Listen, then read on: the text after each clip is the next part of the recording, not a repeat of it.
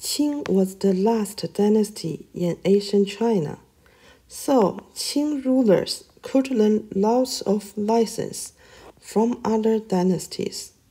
Qing founders found there were too many dynasties became weak or crushed because the emperor didn't properly deal with the relationship with his imperial women.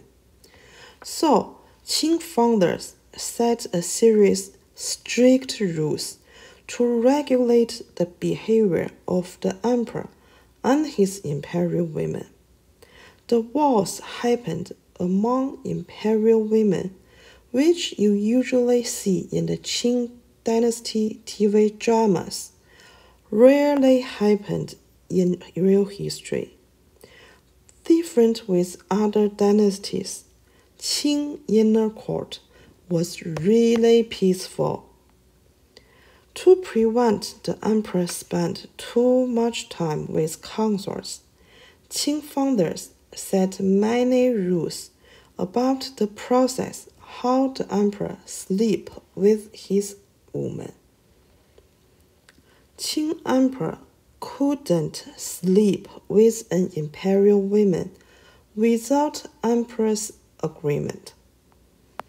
During the night, the eunuch first created a list of consorts who might sleep with the emperor, then gave the list to the empress. The empress could change the list until she satisfied. Then she stamped on this list. Because most Qing emperor had a great relationship with his empress, if the consort dared to challenge empress just like what you see in the TV dramas, do you think this consort could have chance to sleep with the emperor?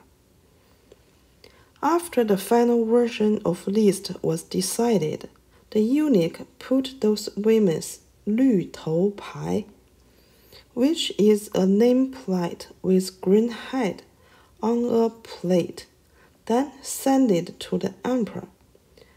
So, if the emperor wanted to sleep with someone, he just turned back this woman's nameplate. Then eunuch recorded this consort's name and sent to the empress. If the empress agreed, she stamped on this document for future inspection. Theoretically, the empress had a right to refuse stamp, but in practice, she rarely refused. Now, here is a question. Did the empress have green-head nameplate? The answer is no. There are another rules to regulate how the emperor sleep with the empress. For consorts, in late afternoon, they were waiting in Yanxi where was located behind the emperor's residential palace. Eunuch would inform those women who was chosen by the emperor. This woman could stay and prepare to sleep with the emperor. Other women just went back. In Qing dynasty, the emperor wasn't allowed to spend the whole night with consort. After the emperor died, the consort must leave. Besides, the emperor couldn't spend too much time with the consort. If the emperor was too happy and forgot the time, the chef eunuch who was waiting outside should set out 是时候了, which means it's time to finish. If the emperor didn't reply, the chef eunuch should shout out again. Generally, after shouted 3 times, the emperor must let the consort leave.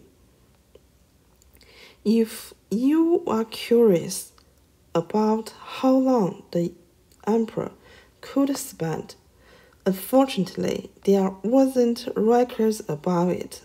But honestly, I think it's reasonable.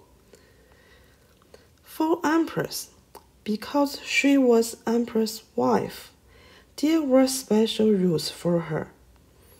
In Qing dynasty, the emperor must sleep with the empress at least 4 days per month.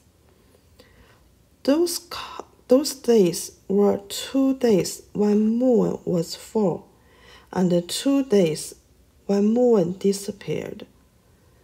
The empress was the only woman who can spend a whole night with the emperor, and when the emperor had fun with the empress, no one was allowed to disturb them. In Qing dynasty, the emperor wasn't allowed to sleep in consort's residential palace, but the emperor could stay in empress' residential palace. But no matter the empress or the consort, eunuchs must record the whole process, that how the emperor sleep with the consort. This rule was reasonable in ancient time, because ancient Chinese royal families really cared about the blood relationship. Well, in ancient time, there wasn't DNA test. So, if the imperial woman was pregnant, those detailed records could prove the baby was Empress' biological kid. At last, I want to mention a very common mistake you usually see in Qing Dynasty TV dramas. In TV dramas, you may see the plight that the consort take a bath and was covered by cotton blanket. Then several eunuchs sent this consort to the emperor. This didn't happen in real history. This process was from a fiction created in early Republic of China. After Qing ended, the emperor and royal families were gone, so people created lots of novels about the secrets of inner court. Of course, the contents in those novels were more attractive than real history documents. Gradually, the real history was forgotten by most people. Thank you for watching this video. See you soon.